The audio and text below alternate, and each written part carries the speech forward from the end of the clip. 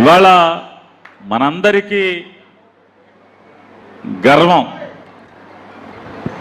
ఈరోజు ఏదైతే మనం జయంతి కార్యక్రమాన్ని జరుపుకుంటూ ఏ మహనీయుడిని మననం చేసుకుంటున్నామో ఆయన మా నాయకుడు అని చెప్పుకుంటాకి గర్వంగా ఉంటుంది అందరికీ.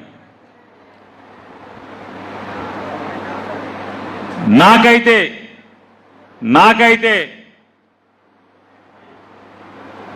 నేను ఎమ్మెల్యేగా గెలిచినందుకు జగన్మోహన్ రెడ్డి గారి యొక్క ఆశీస్సులతో ఆయన అభిమానంతో మంత్రి అయినందుకు నాకెప్పుడు గర్వంగాను లేకపోతే అదృష్టంగాను నేను ఎప్పుడూ భావించలేదు. నేను నా జీవితంలో చనిపోయేలేపు ఇప్పటి వరకు రెండు సార్లు నా అదృష్టం అంటే నా అంత అదృష్టవంతుడు లేడు అని నాకు నేను చెప్పుకునేది రెండు సంఘటనలు. ఒకటి, నా తండ్రి పేరుని కృష్ణమూర్తి, నా తల్లి పేరుని నాగేశ్వరమ్మ కడుపున పుట్టినందుకు నేను అదృష్టవంతుడిగాను గర్వంగాను నేను చెప్పుకునేట్టయితే, రెండవది ఆ మహనీయుడు రాజశేఖర రెడ్డి గారితో కలిసి పనిచేసే అవకాశం రావటం అనేది నేను చచ్చే వరకు గర్వంగా చెప్పుకుంటాను. నిజంగా ఏనాడు చేసుకున్నటువంటి అదృష్టం నేను ఏ జన్మలో చేసుకున్నానో అంత గొప్పోడితో పాటు పనిచేసే అవకాశం, ఆయన వెనకాల తిరిగే అవకాశం, ఆయనతో పక్కన కూర్చుని మాట్లాడే అవకాశం, ఆయనతో నియోజకవర్గ సమస్యల గురించి అలిగేటువంటి అవకాశం, దెబ్బలాడేటువంటి అవకాశం నాకు రావటం, నేనైతే చచ్చే వరకు నాకు రాజశేఖర రెడ్డి గారి మీలో ఎవరు కలిసినా కూడా ఒక్కసారి కలిస్తే, ఒక్క నిమిషం కలిస్తే చాలు, చనిపోయేంత వరకు రాజశేఖర రెడ్డితో కలిసిన తీపి జ్ఞాపకం మీకు నెమరు వేసుకుంటాక ఎప్పటికీ కూడా మీ గుండెల నిండా ఉంటుంది. అంత రాజకీయాల్లో మనకి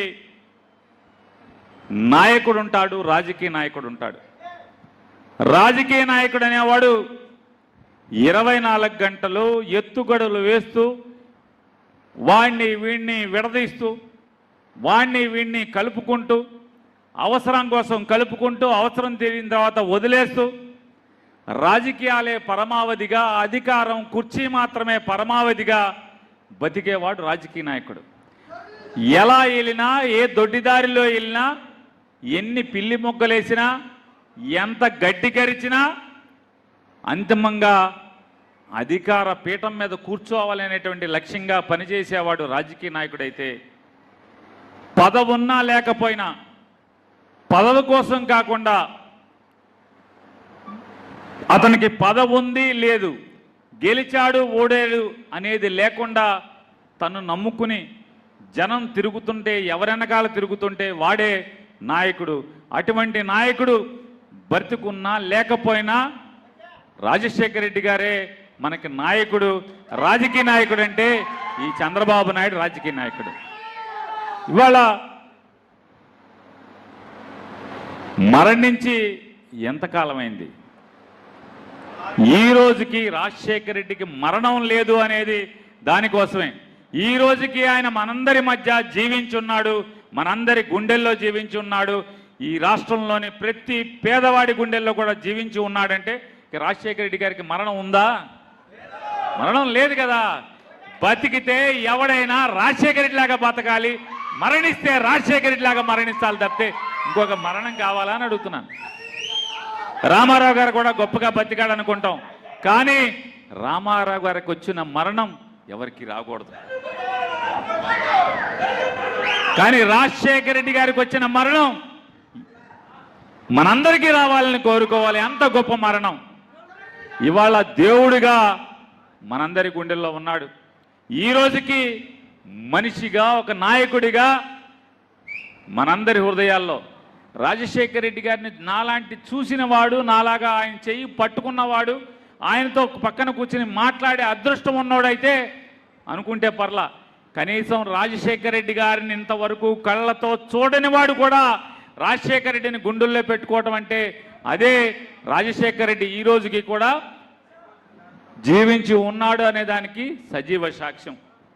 ఇవాళ అటువంటి మహనీయుడి యొక్క కొడుకు నాయకత్వంలో మనందరం పనిచేయటం, అతని జెండా మనందరం మోయటం నిజంగా గర్వపడతాను నేనందరూ కూడా.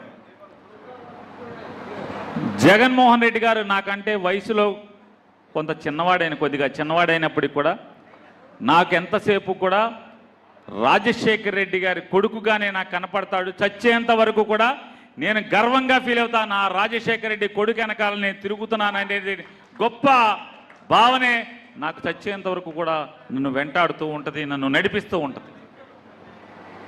ఇవాళ